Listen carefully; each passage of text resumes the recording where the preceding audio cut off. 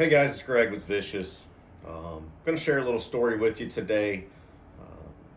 Tells you a little bit about myself, and more importantly, um, as a parent, there's nothing more that you ever want to do for your kids than um, teach them, your history, your traditions, where you came from, what got us where we are. Hope that they understand that one day and that they appreciate um, kind of that background and just you know everybody looks for that. Everybody wants that. They want their kids to understand and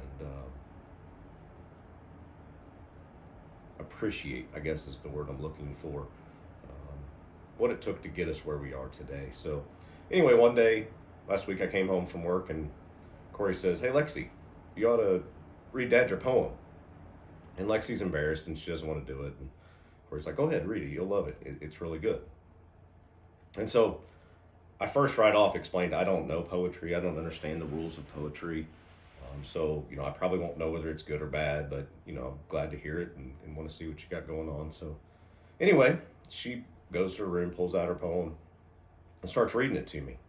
And I got to tell you, it took me back because it really captured, a lot about my life and where I came from. And so, anyway, I'm going to read it to you, and then I'll tell you the part that, really made me proud. So, here we go.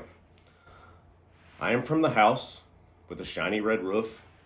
I am from homemade fried chicken that pops as it cooks. I am from church every Sunday with hard wooden pews.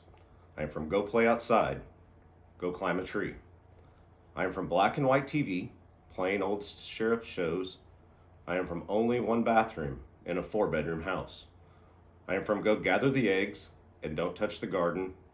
I'm from laundry on clotheslines held by clothespins. I'm from old Dodge trucks with dirty fabric seats. I'm from just tough it out, nothing but a scrape. I'm from cornfields and fishing and deer hunting too. I'm from old gravel roads that leads far away. I'm from family and food and old worn out hats, and every time I'm there, the family size grows. I am from the house with the shiny red roof, where friends and family gather for good times and good food. It's the place that shaped me into what I am today. Without it, I'm lost and can't find my way. So she finishes reading her poem, and to be honest, I didn't have words. I was not expecting a poem about me to be so personal and reach back in my life the way it had, hitting on some things that you don't think about every day. But when you look back at your life and you remember some of those little moments, some of those little things that aren't always the most important things, but really are special to you. And she'd hit on all these things, and so of course I was a little emotional about this, and so finally I said, "Lexi, that's a great poem. I mean, you really captured some things about me." And she says, "That is not about you. It was about me." And that one hit. Because as a dad, you're not sure you can ever give your kids the full story of your life and kind of how you got to where you are and some of the things that shaped you, maybe not directly or indirectly, but just the little moments. And she's experienced these same things in visiting my parents' house.